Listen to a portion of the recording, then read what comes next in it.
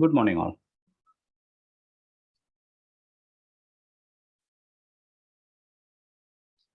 Today we're starting a new chapter, non-inertial systems and fictitious forces.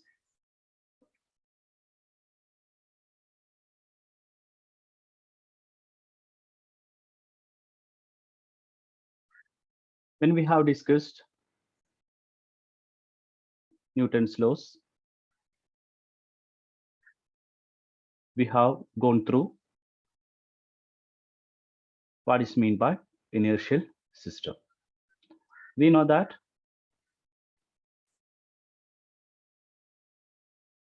the systems in which Newton's first and second law holds is called as inertial systems, and systems in which Newton's law are not valid, that is non-inertial systems. And we know that the examples for non-inertial systems are accelerating systems and rotating systems.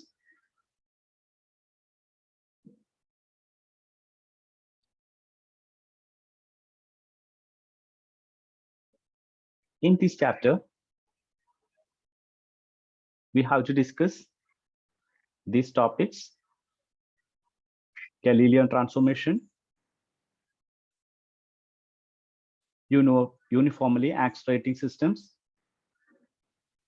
and examples: apparent force of gravity and pendulum in accelerating car.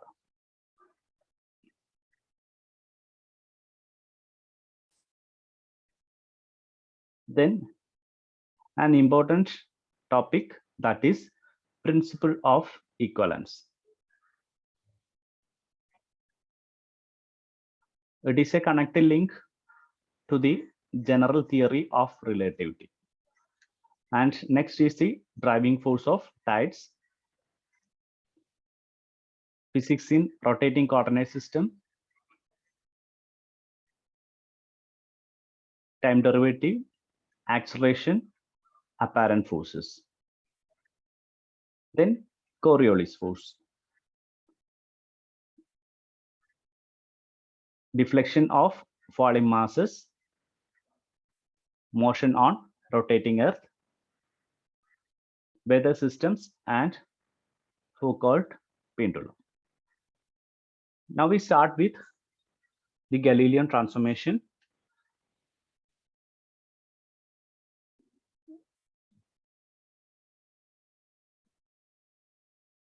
We know that in inertial coordinate systems, Newton's first and second law holds true.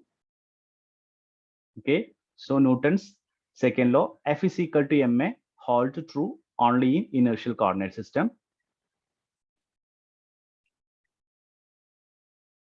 By introducing the non-inertial system, we can simplify many problems from the point of view the use of non-inertial system represents one more computational tool.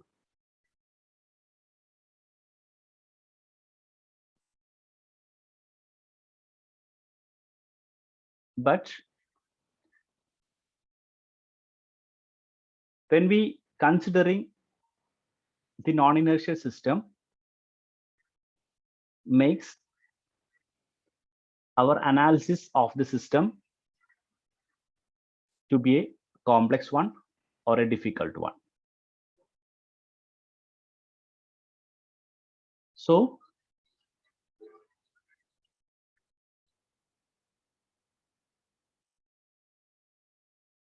it will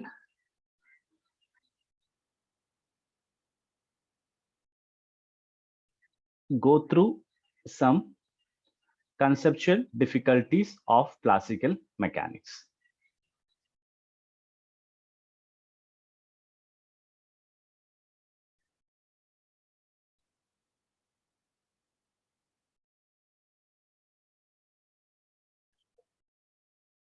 Now we go to the Galilean transformation.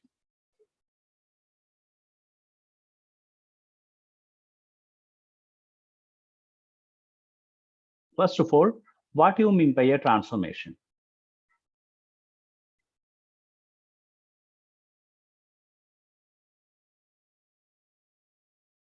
In the first semester, when we discuss the basic mechanics, we have discussed about rotation of coordinate systems. If you rotate a coordinate system about any one axis, then it will give you another coordinate system.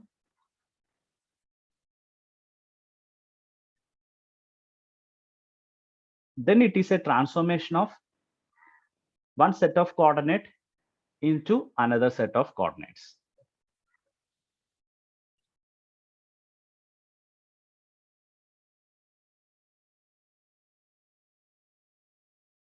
So Galilean transformation is also one type of transformation, but this transformation is between two inertial systems, not non-inertial. We know that the inertial systems are in which Newton's laws are valid, or it is non-accelerating system, non-rotating systems. Okay. So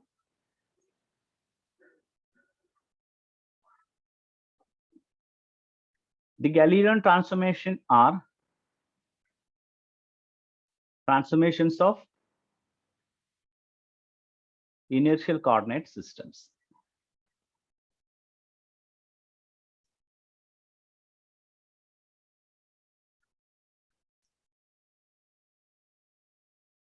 To discuss more about the Galilean transformation, we suppose that two physicists, let it be Alice and Bob, they are set out to observe a series of events such as the position of a mass m as a function of time.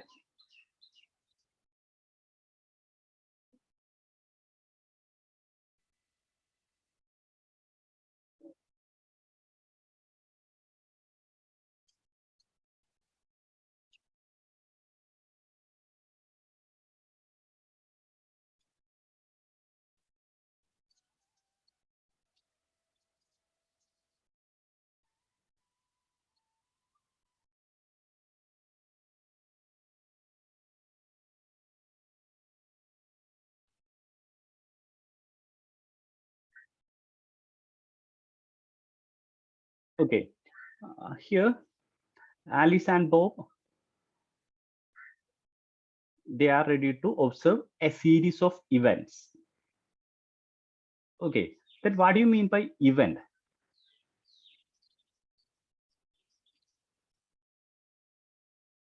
To mention about some position, we know we need coordinates.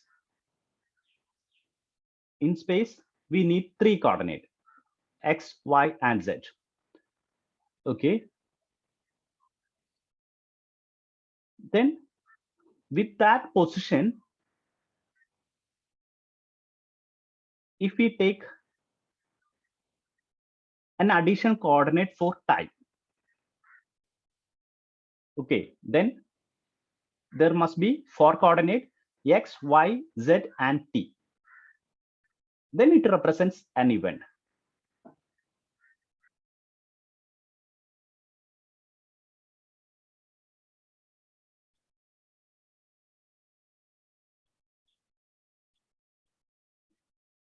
Can you give any example for an event?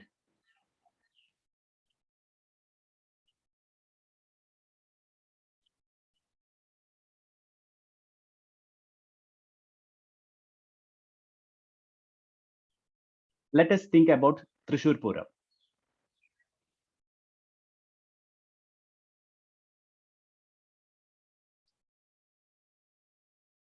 We know that take place at Thrissur, and it has some scheduled time, isn't it? Then we have to set the position coordinate for Thrissur, okay, and the time coordinate for that particular time.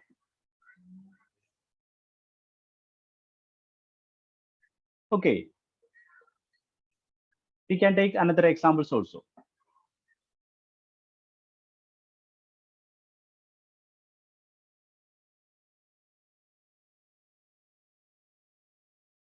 In Palakkad district, there is another famous Purams, that is Nenmara Vallangi.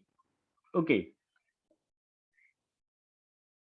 it is also, we need some coordinate, position coordinate for that place and additional time coordinate for that instant.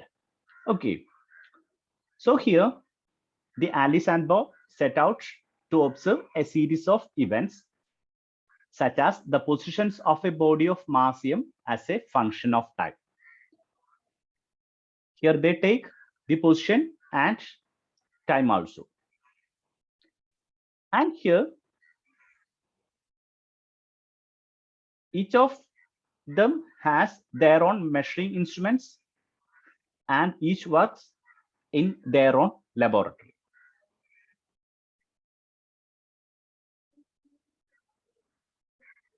Here we set two system of coordinate for Alice and Bob. Okay, so we say that each of them work in their own laboratory, and Alice confirmed by experiments that Newton's laws hold accurately in her laboratory. And she concludes that the reference frame is therefore inertial. Alice confirmed that her system is non-inertial frame. To ensure it,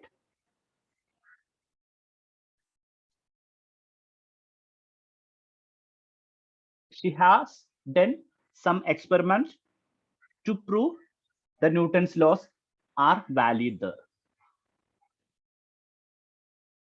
Okay, so Alice confirmed that her reference frame is an inertial one. For simplicity, here we take Alice and Bob are using Cartesian coordinate system with identical scale unit. Okay.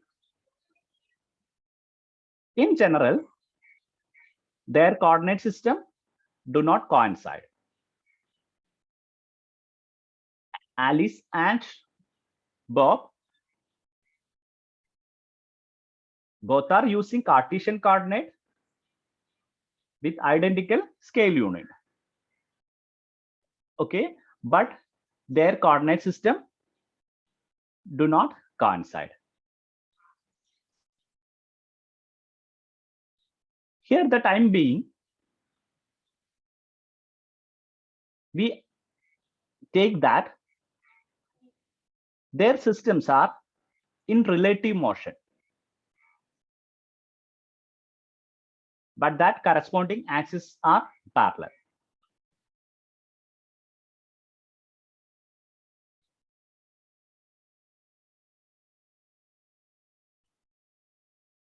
That is, the frame of reference used by Alice and Bob are in relative motions. We may consider the system of Alice in rest, and the reference frame of Bob is moving with some velocity, uniform velocity v, along a particular axis. Let it be,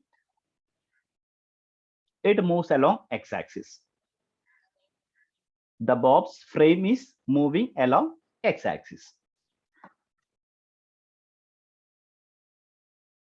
The next slide, we will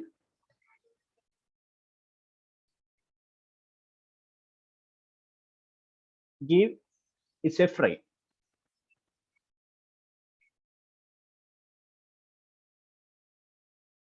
Okay, here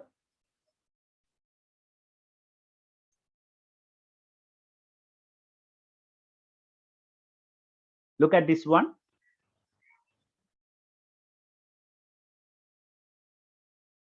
Here, the frame with the subscript alpha denotes for Alice, and the subscript beta is for Bob. So this is Alice frame and this is Bob frame. And both Alice and Bob observe this mass. Okay, both Alice and Bob observe this mass and the position as a function of time. Okay, that is, Alice and Bob measure the position of that mass in every instant of time. Okay, that is, they get the position vector r of t. R is a function of time also. The position r, it is a function of time also. Here, when we look at this figure, this frame is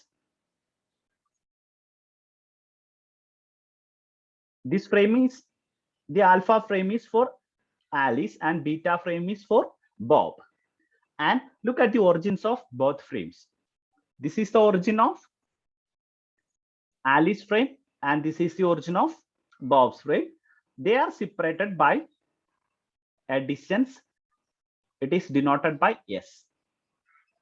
And the position vector to the mass from Alice frame is r alpha, and the position vector to the mass m from Bob's system, that is r beta.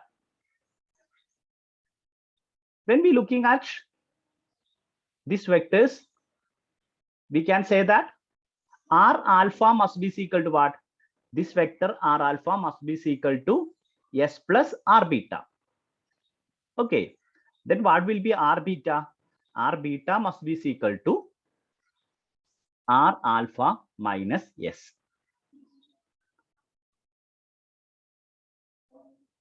Isn't it?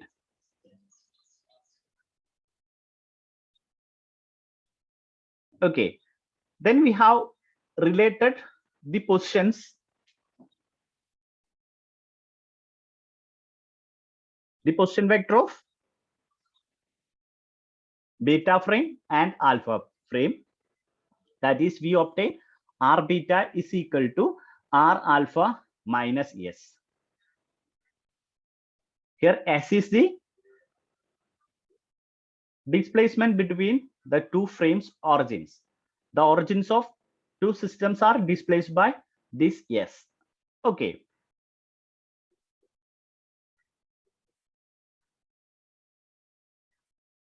Then the acceleration of the mass from the Alice frame. Let it be a alpha. A alpha must be equal to r alpha double dot. Okay, it must be r alpha double dot. It must be a alpha. Then the force that measured from Alice frame that is, it is F alpha must be equal to M into A alpha. Okay, here F alpha that is equal to M into A alpha.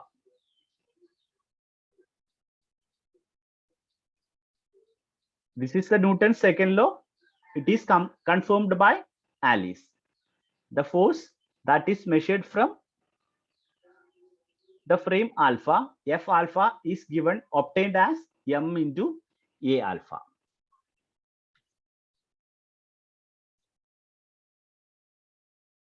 Then Bob observes M to be accelerating at the rate A beta. Okay, as if it were acted on by a force, then the force on beta, it must be equal to M into A beta.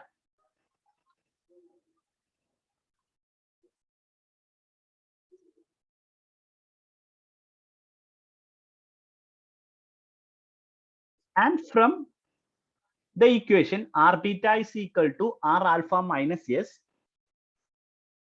when we taking the derivative of this equation, we will get velocity and acceleration.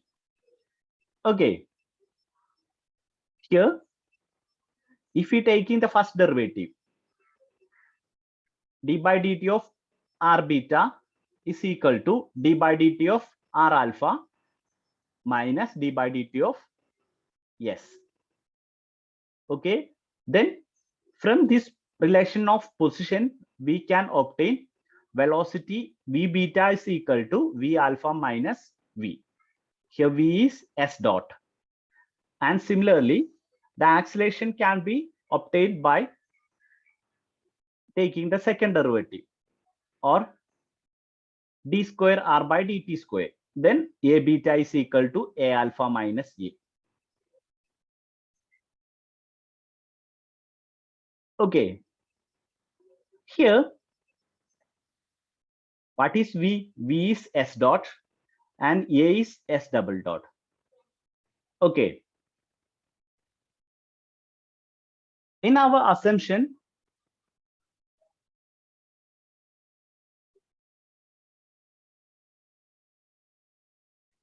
there is a relative motion between the frames.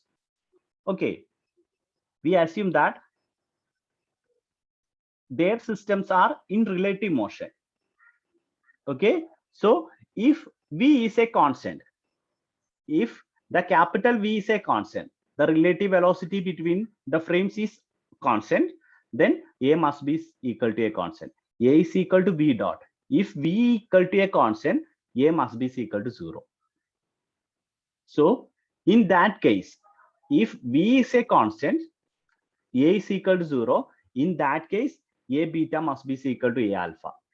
Okay, from this one, a beta must be equal to a alpha. So f beta must be equal to f alpha, isn't it? So if a frame moving with a velocity, uniform velocity with respect to another inertial frame, then we get f beta is equal to f alpha. So the Newton's law is valid. So in the frame B, from the frame B beta, Newton's law valid. So it is also inertial frame, isn't it? Okay. So the measured force is same in both systems. Okay. The measured force is same. Fa is equal to Fb. The equation of motion in a system moving uniformly with respect to an inertial system are identical to those in the inertial system. I repeat, the equation of motion in a system moving uniformly with respect to an inertial system are identical to those in the inertial system. or we can conclude that all system translating uniformly related to an inertial system are inertial. If a system translating uniformly, if a system moving uniformly relative to an inertial system must be inertial. Okay. So these transformation equations are called as Galilean transformation equations. Okay.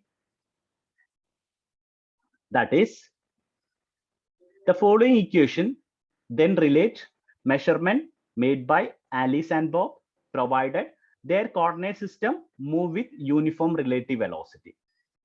Here we assume the systems are moving with uniform velocity with respect to one another. Here we take the velocity as capital V. So if we consider the both coordinate system are initially coincides each other. Okay, if at t is equal to 0, the origins of both system are coincides, then after t time, s must be equal to what? S must be equal to v into t. Here the velocity is v, then s must be equal to vt. Then r beta equal to r alpha minus vt, and t beta is equal to t alpha. These equations is known as Galilean transformation equation. Okay. Here the first equation, r beta is equal to r alpha minus vt. It is a combination of three equations because here the r is a vector quantity, isn't it? The position vector r is a vector quantity, then it has component in all the three directions. Okay. And if we considering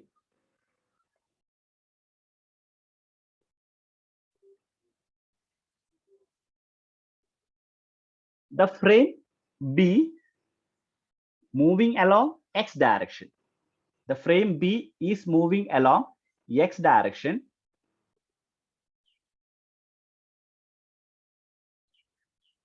consider that here at t is equal to 0,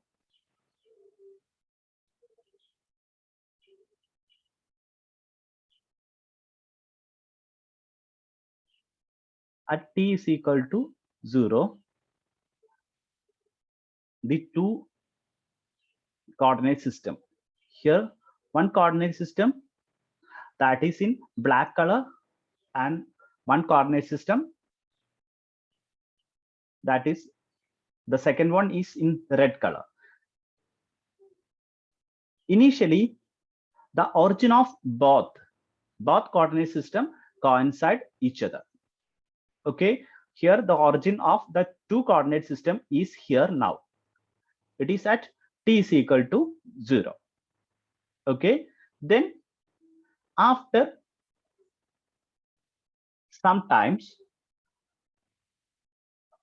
the coordinate system look likes, it is like this. That is, after a time t,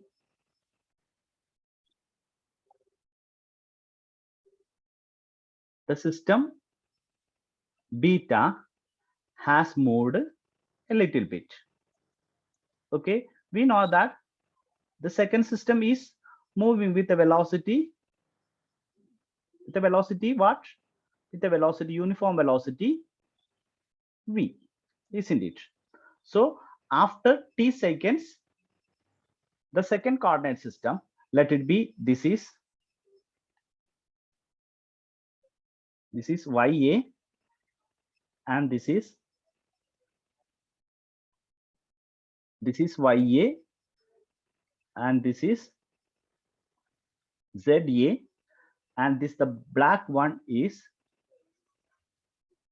XA, and this is YB. I make it in red color.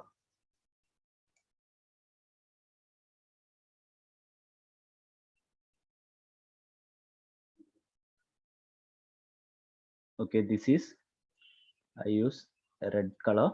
This is YB, and this is XB, and this is ZB. Then look at the origins. Look at the origins of these two. It is displaced by a distance to this. Okay, then this distance must be equal to what? Here the velocity of this second frame or beta frame, that is bob frame, it is moving with a uniform velocity v. It is along x direction. Okay, then this quantity, it is this distance must be equal to what? This distance, let it be s. It must be equal to what? S must be equal to vt. Okay, so the displacement he in x direction. So when we taking this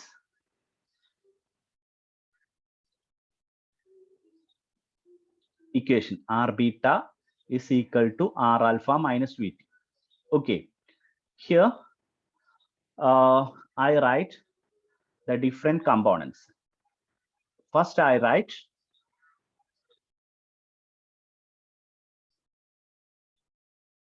the same equation, r beta is equal to r alpha minus vt.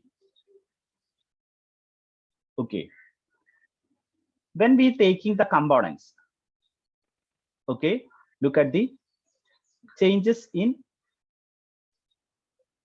x component. X beta must be equal to x alpha. Okay, this is, look at here, this is x beta, this is x alpha. Then what is the distance? What is the difference between them? Then x beta, here look at the points, arrow points. Here there is here a displacement that is equivalent to this distance. Then x beta must be equal to x alpha minus vt. Then what about y beta? Here the y beta and y alpha are the same, so y beta must be equal to y alpha. Then what about z beta? Z beta must be equal to z alpha. So if the frame, the second frame is moving along x direction, this must be the Galilean transformation equation. Okay, if it is moving along x direction, positive x direction. Okay, if it is moving along y direction, if it is moving along y direction, let it be, this is the first one. Okay, and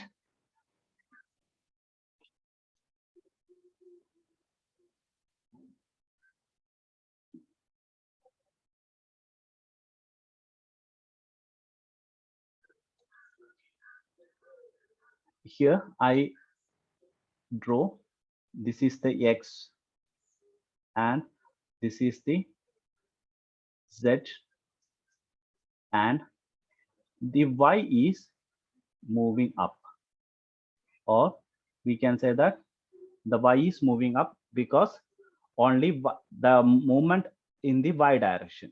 Then the equations must be equal to x beta must be equal to x alpha, y beta must be equal to y alpha minus vt, and z beta must be equal to z alpha. And if here it is moving along y, here it is This is moving along x direction. If it is moving along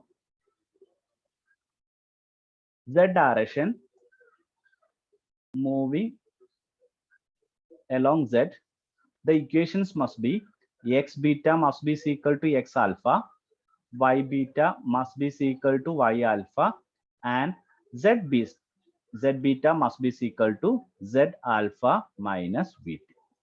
And there is no change in the time coordinate. In all cases, the time coordinate must be equal to t beta must be equal to t alpha. Here also t beta must be equal to t alpha, and here also t beta must be equal to t alpha. Okay, this is the equations. And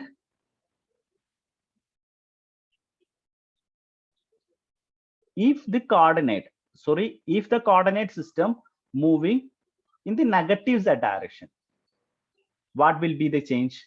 Negative x direction. If it is moving along negative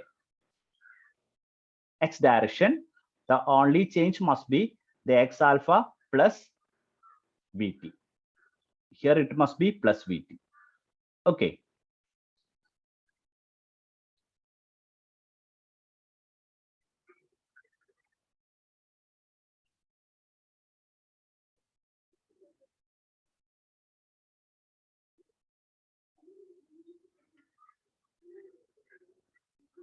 So this set of relations called transformation gives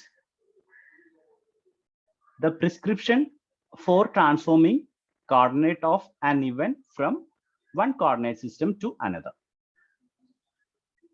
And so the equations transform coordinate between inertial systems and are known as Galilean transformation. So Galilean transformation is the transformation between inertial systems. Okay, here because the force is unchanged by the Galilean transformation, observers in different inertial systems obtain the same dynamical equations. The forms of the laws of physics are the same in all inertial systems. That is known as principle of relativity. It is an important one. The forms of the laws of physics are the same in all inertial systems. It is known as the principle of relativity.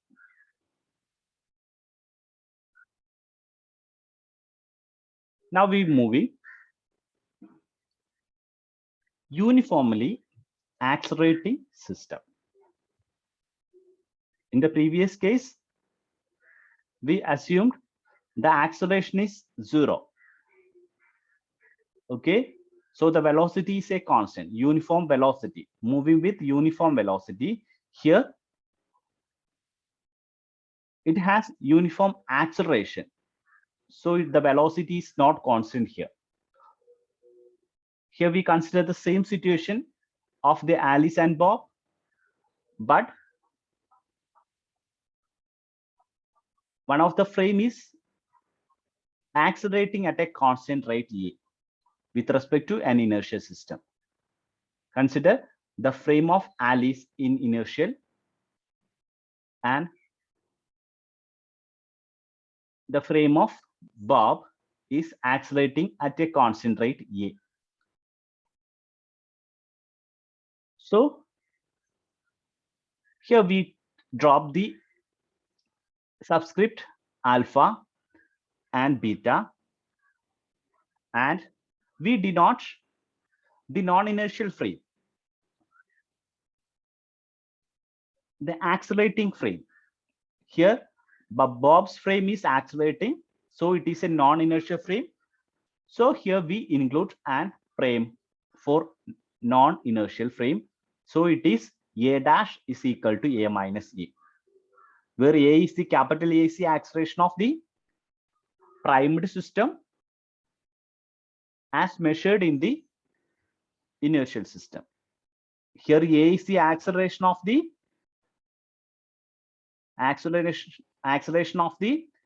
non-inertial system with respect to the inertial system. So in the accelerating, system, the apparent force, or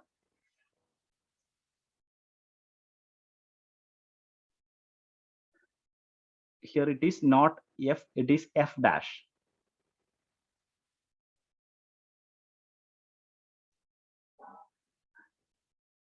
Here we multiplying the equation with M, then MA dash must be equal to MA minus MA. So is it measured from the accelerating frame? We put it a F dash. So F dash is equal to MA dash, that is equal to MA minus M into capital A. So here the MA is the inertial force. Okay, so we put it as capital F. Okay, then F dash is equal to F minus MA. What is F dash? F dash is the force, the apparent force, the force measured from the accelerating frame. Okay, this is the force measured from Bob's frame. That is equal to what? F minus MA. Okay.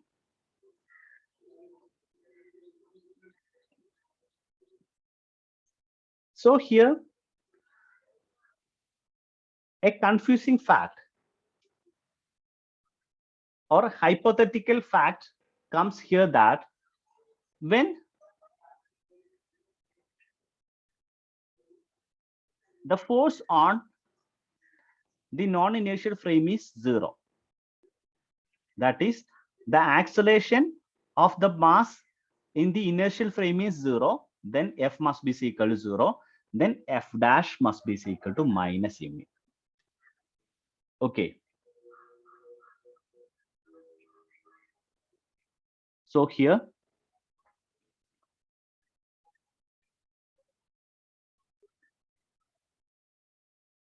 I say that here we obtain F dash is equal to F minus MA. F is equal to the true force due to the physical interaction. If the true force is 0, true force F is equal to 0. Okay, then what is the F dash? F dash must be equal to what? F dash must be equal to minus MA. Actually, there is no force in the inertial frame.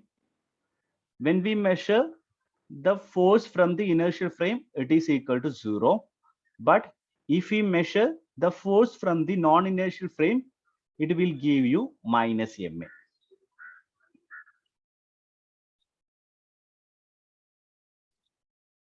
So it is a force that is not acted by us, isn't it? We have not given any force on the mass. Okay, but a force comes from the measurement is taken from the non-inertial frame. So we write our expression F dash is equal to F minus F fictitious.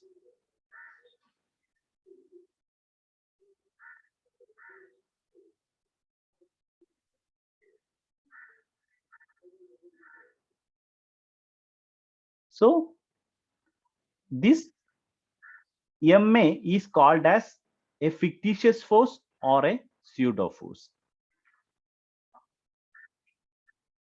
Okay, so this is the case of an uniformly accelerating system. The fictitious force has a magnitude MA and its direction is opposed to the direction of A. Okay. Here f is equal to f dash minus f fictitious. The fictitious force is experienced in a uniformly accelerating system, is uniform and proportional to the mass, like a gravitational force.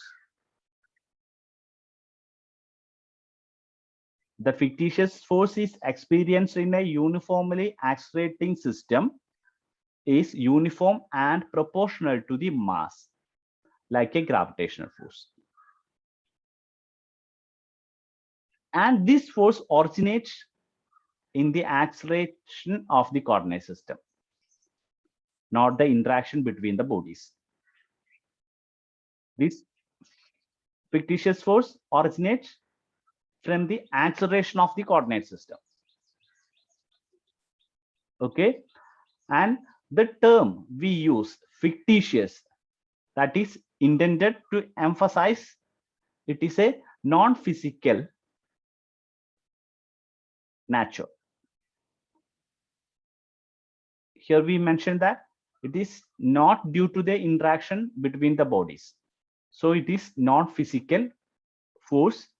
So we call it as fictitious force or as a pseudo force.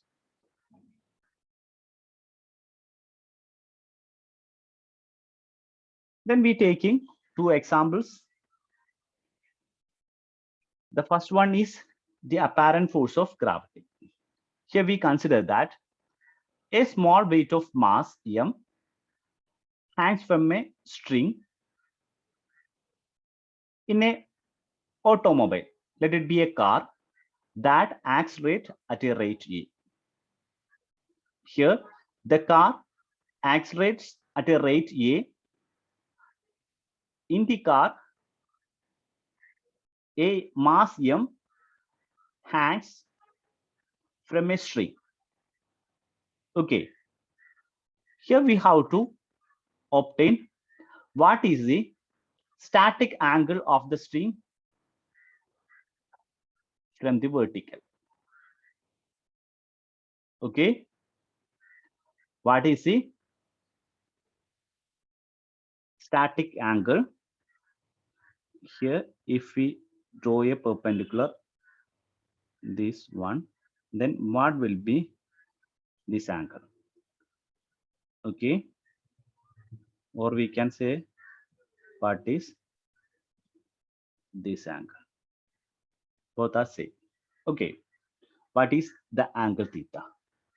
And what will be the tension on this string? These two quantities have to be obtained. So here we draw the force diagram.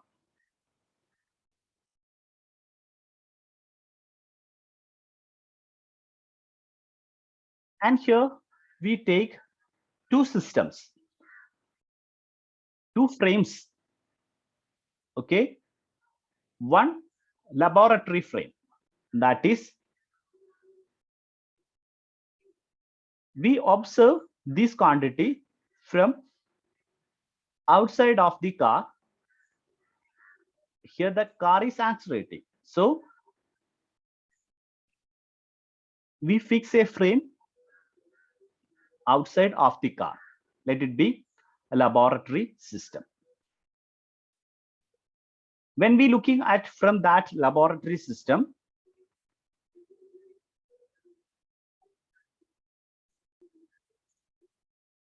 what we infer? The mass accelerating with an acceleration in this direction,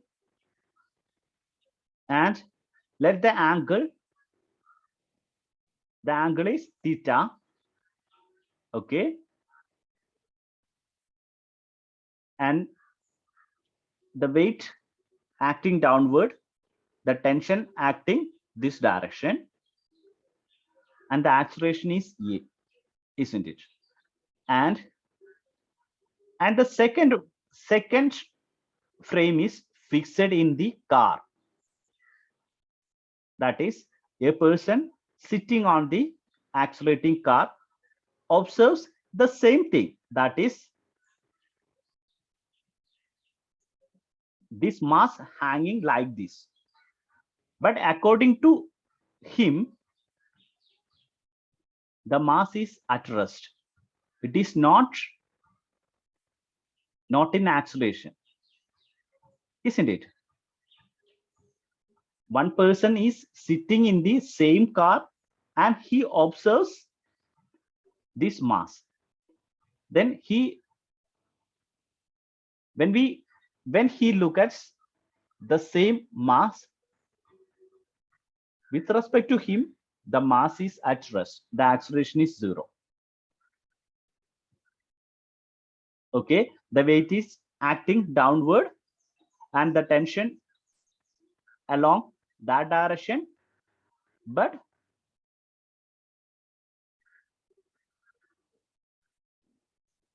we know that as it is a accelerating frame. Okay,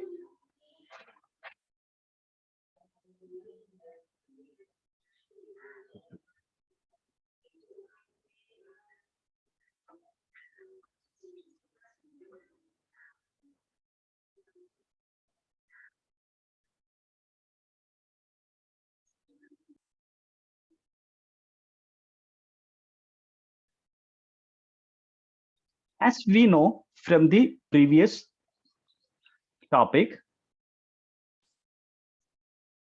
there must be a fictitious force due to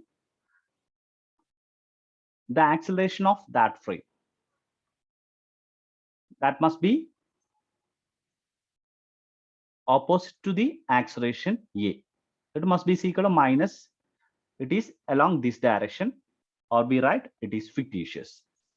Okay, so this one is the force diagram from the laboratory system and this is from the accelerating system. Okay.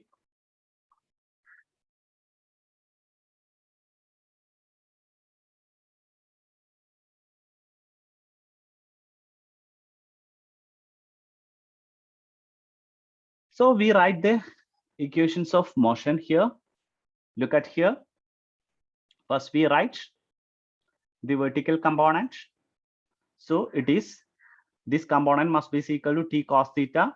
T cos theta minus W is equal to 0. And the horizontal component, T sin theta, this must be the here in this direction there is a component of T, that must be T sin theta. T sin theta must be equal to, here it is acceleration is A, then T sin theta must be equal to ma.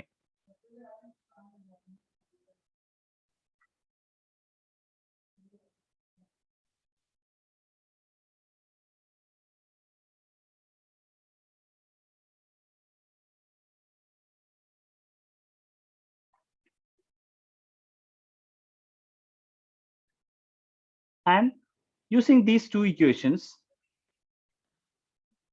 T cos theta is equal to W and T sin theta is equal to ma, then we obtain, dividing the second equation with the first one, then we will get tan theta must be equal to ma by W, that is equal to A by G.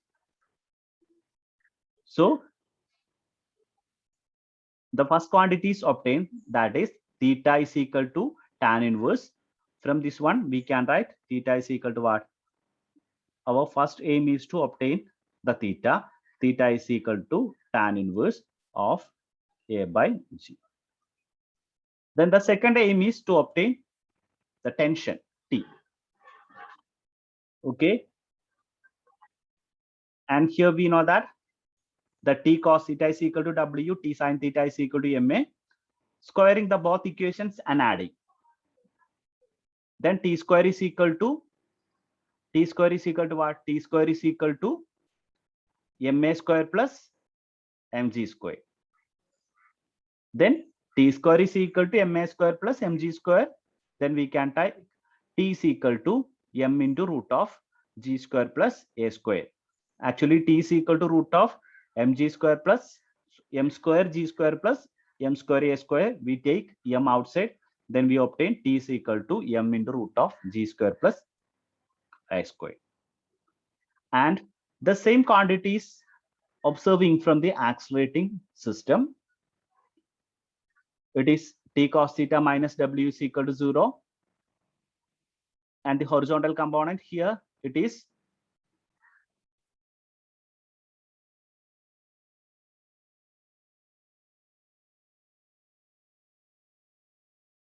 t sine theta minus f fictitious is equal to 0.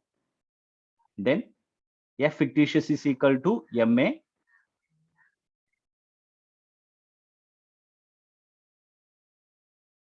We know that f fictitious is equal to ma. Then we will get tan theta is equal to a by g. Tan theta is equal to a by g, and t must be equal to root of g square plus a square.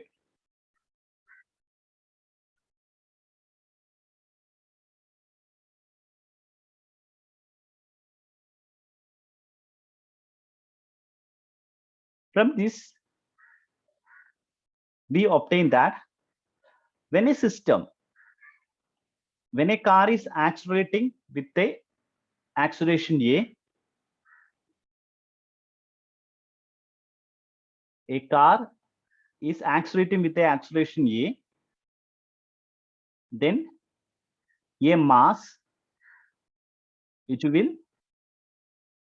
make an angle with the vertical, that is equal to theta is equal to tan inverse a by g, where a is the acceleration of the car. Okay, and the tension must be t must be equal to m into root of g square plus a square.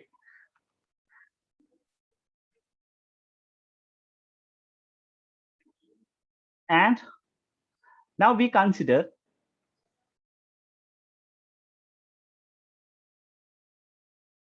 the same thing, but the mass is oscillating. Okay, if we consider a pendulum in an accelerating car. Okay, in the previous case, we concluded that if a car is moving with an acceleration, if a mass is hanging vertically, it will make a steady angle theta. A steady angle theta with the vertical, that is theta is equal to tan inverse a by g. Here we consider the weight on a string in an accelerating car, but here we assume that initially the car is at rest. Initially the car is at rest and the weight or the mass is hanging vertically. Okay. Then the car suddenly accelerates at a rate a.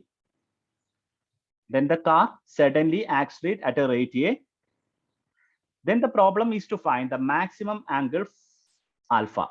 The maximum angle alpha through which the weight swings. When it suddenly moves, what happens? The mass will deflected back. Okay. Then from the previous case, we have mentioned that it will make a steady angle theta, that is equal to tan inverse a by g. Here we let it that angle is phi 0.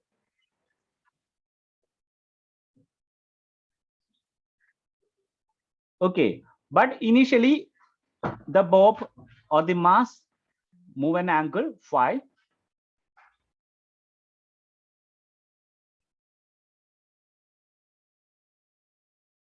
Okay.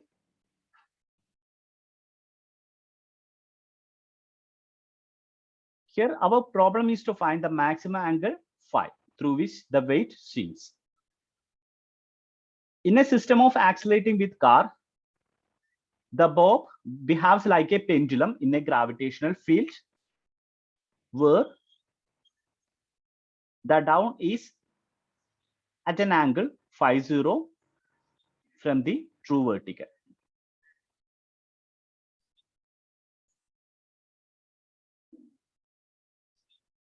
Okay, that is, if